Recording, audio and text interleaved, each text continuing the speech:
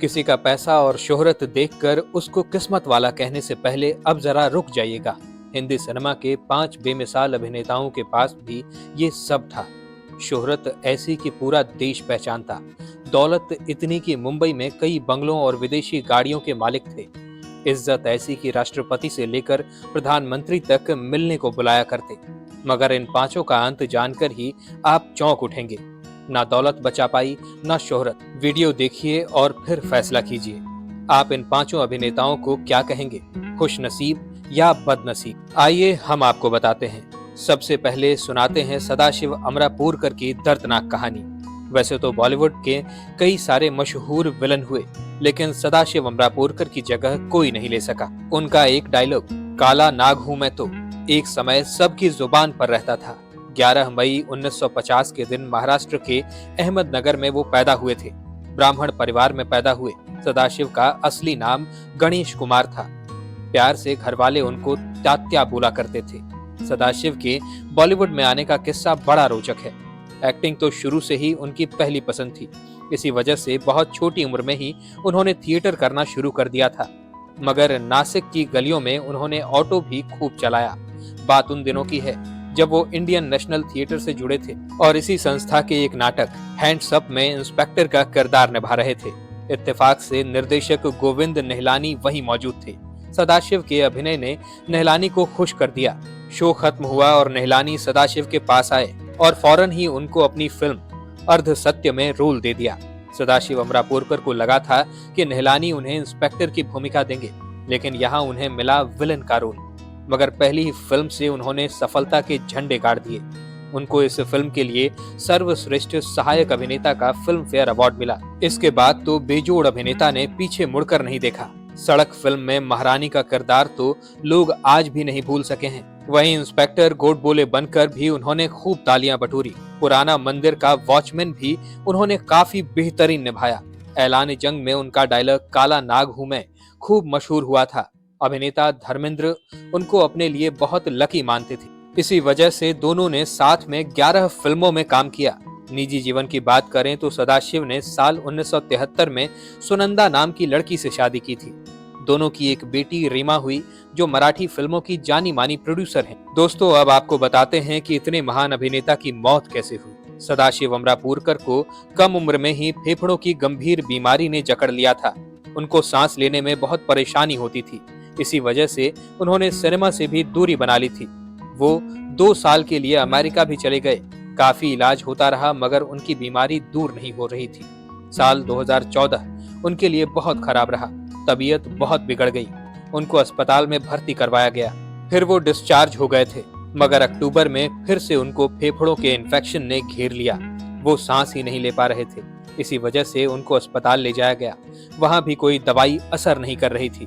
2 हफ्ते तक वो एक एक सांस के लिए जिंदगी और मौत से जूझते रहे। उनकी हालत इतनी ज्यादा खराब हो गई थी कि उनकी सांस ही अंदर नहीं जा पा रही थी। फौरन उनको वेंटिलेटर पर रखा गया। डॉक्टरों ने महान अभिनेता को बचाने की बहुत कोशिश की, लेकिन 3 नवंबर 2014 के दिन सदाशिव के शरीर ने काम करना ही बंद कर दिया और सिर्फ 64 साल की उम्र में दमदार एक्टर की मौत हो गई। दोस्तों, दूसरे अभिनेता को आपने जरूर देखा होगा, लेकिन भूल गए होंगे। वो अभिनेता जोगिंदर शैली थे, बी ग्रेड फिल्मों के मशहूर डायरेक्टर और एक्टर। वैसे उन्होंने कुछ मशहूर फिल्मों जैसे हीर रांझा, पूरब और पश्चिम, बचपन, हंगामा और वफा में भी अपनी अदाकारी का हुनर दिखाया था। जोगिंदर पाकिस्तान के खानेवाल में 4 जुलाई 1949 को जन्मे थे। शायद कुछ ही लोगों को पता होगा कि फिल्मों में आने से पहले जोगिंदर इंदिरा गांधी के पायलट हुआ करते थे। हालांकि उनका मन पायलट की नौकरी में नहीं लगा और उन्होंने फिल्मों में आने का फैसला कर लिया। काफी अमीर परिवार से ताल्लुक रखने वाले जोगिंदर को 1960 में पहली फिल्म मिली, जो थी हम हिंदुस्तानी। मगर जोगिंदर को फिल्में बनाने का भी बहुत शौक था। इसी वजह से कुछ हिंदी फिल्मों में नाम और शोहरत कमाने के बाद वो खुद ही डायरेक्टर और प्रोड्यूसर बन गए। अपनी फिल्मों में वो खुद ही खलनायक का रोल किया करते थे। बतौर डायरेक्टर और एक्टर उनकी किस्मत 2 फिल्मों ने बदल दी थी। पहली फिल्म थी 1972 में आई बिंदिया और बंदूक, जिसमें जोगिंदर ने खौफनाक डाकू रंगा खुश का किरदार निभाया था। ये किरदार इतना सुपरहिट हो गया था कि गब्बर सिंह से पहले उस जमाने में शैतान बच्चों को उस जमाने की माताएं रंगा डाकू के नाम से डराया करती थी। इसके बाद उन्होंने एक और फिल्म बनाई 1975 में, जिसका नाम रखा रंगा खुश। इसमें भी उन्होंने वही किरदार निभाया। ये रोल तो इतना मशहूर हो गया कि बच्चा बच्चा रंगा डाकू की एक्टिंग करता हुआ नजर आता था। कहते हैं शोले में गब्बर सिंह का किरदार डाकू रंगा की ही नकल था। जोगिंदर ने शोले के प्रोड्यूसर पर रंगा के किरदार की नकल करने का मुकदमा कर दिया था।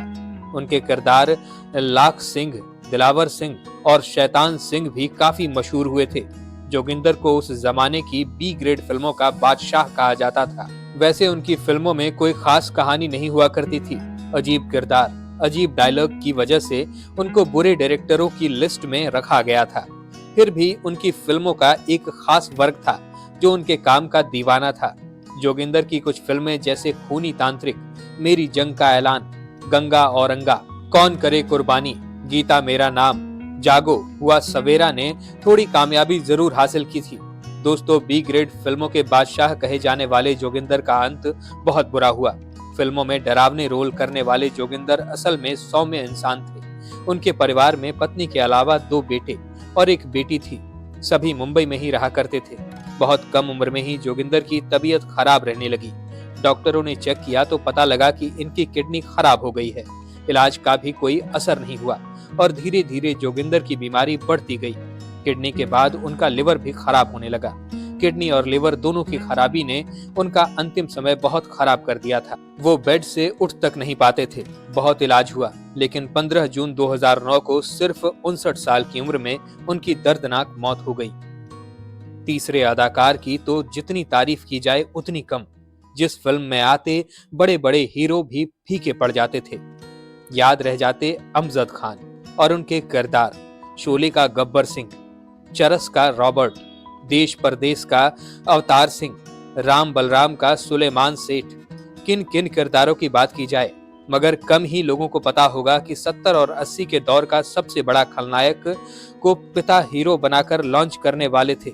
जी हाँ, 12 नवंबर 1940 को मुंबई में पैदा हुए अमजद खान के पिता जकारिया खान थे, जो पुराने जमाने के मशहूर विलन थे और जयंत के नाम से फेमस थे। उन्होंने बेटे को हीरो बनाकर लॉन्च करने की तैयारी भी कर ली थी। मनोज कुमार की 1967 की हिट फिल्म आई थी पत्थर के सनम।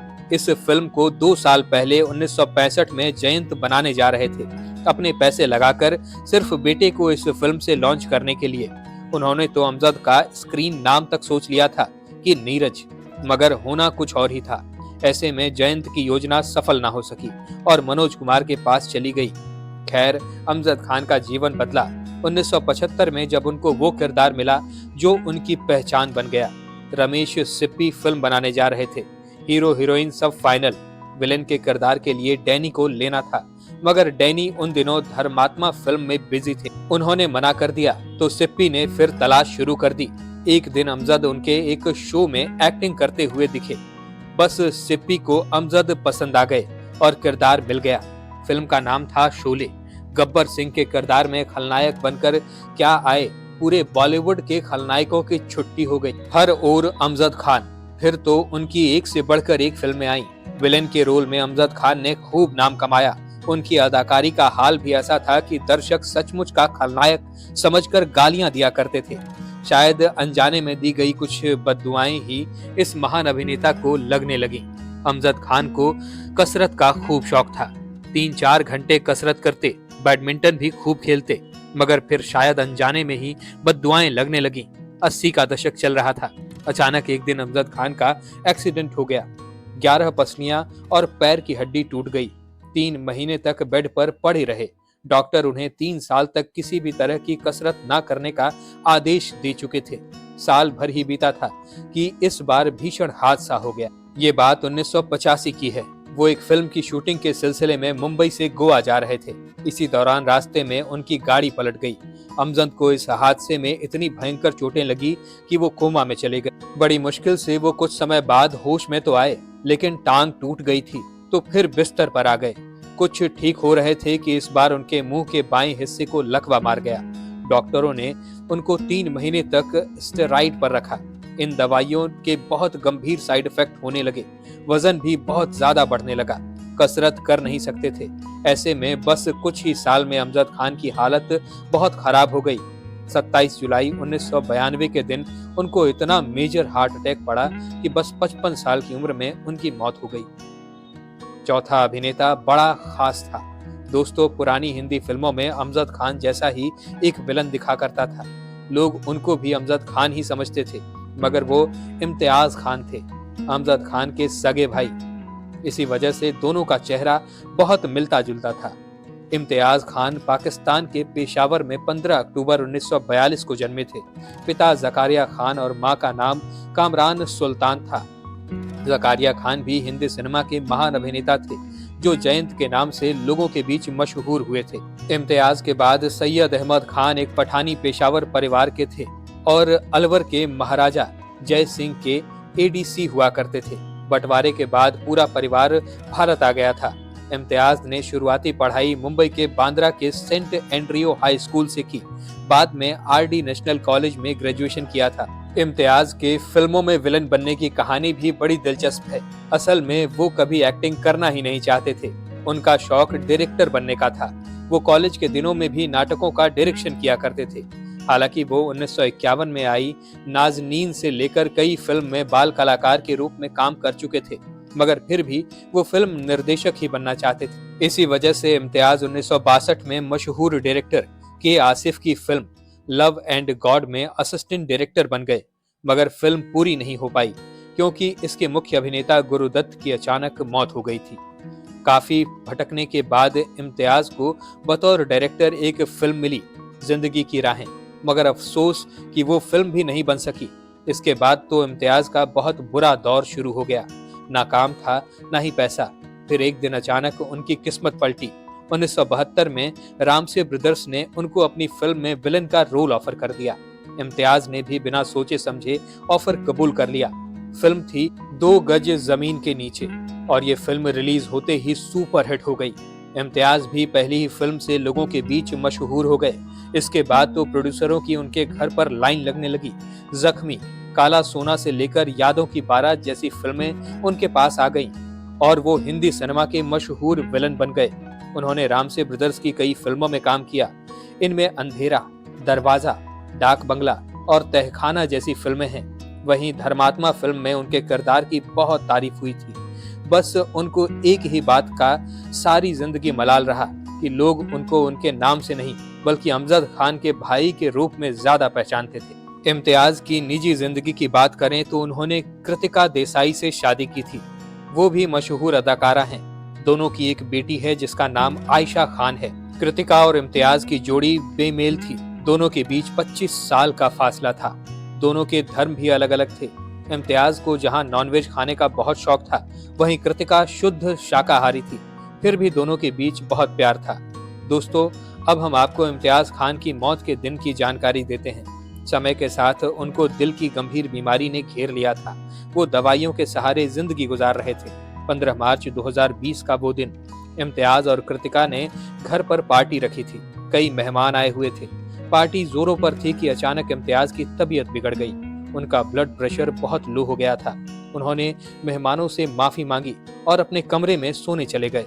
पार्टी खत्म होने के बाद जब कृतिका उनके कमरे में पहुंची तो देखा कि वो अपनी अंतिम सांसें गिन रहे थे।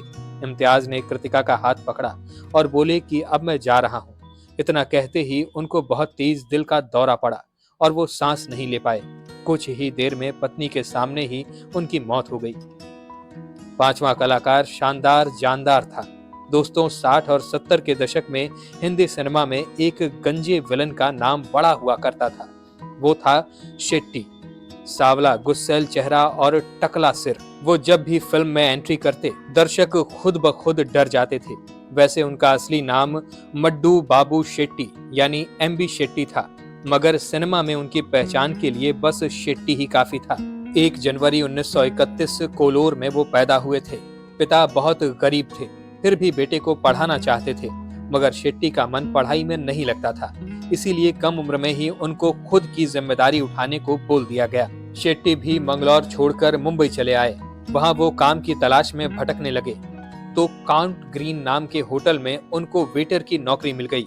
उनको यहाँ झूठे बर्तन भी धोने पड़ते थे, मगर शेट्टी का मन वेटर की नौकरी में भी नहीं लगा, तो उन्होंने बॉक्सिंग और बॉडी बिल्डिंग शुरू कर दी।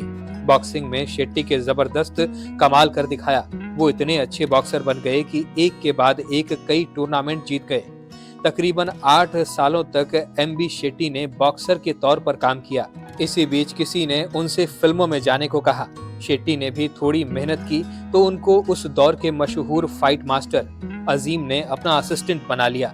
इसके बाद वो कुछ हीरो जैसे प्रेमनाथ और प्रदीप कुमार के डुप्लीकेट बनकर स्टंटमैन के तौर पर भी काम करते नजर आए। फाइट इंस्ट्रक्टर के रूप में पहली फिल्म हीर मिल गई, बस वहीं से उनकी गाड़ी चल पड़ी। इसके बाद वो एक्शन डायरेक्टर बने और फिर एक्टर। उनकी मशहूर फिल्मों की बात करें तो इनमें द ग्रेट गैम्बलर, त्रिशूल, डॉन, कस्मे वादे, काली चरण, शालीमार, खेल खेल में और वारंट है।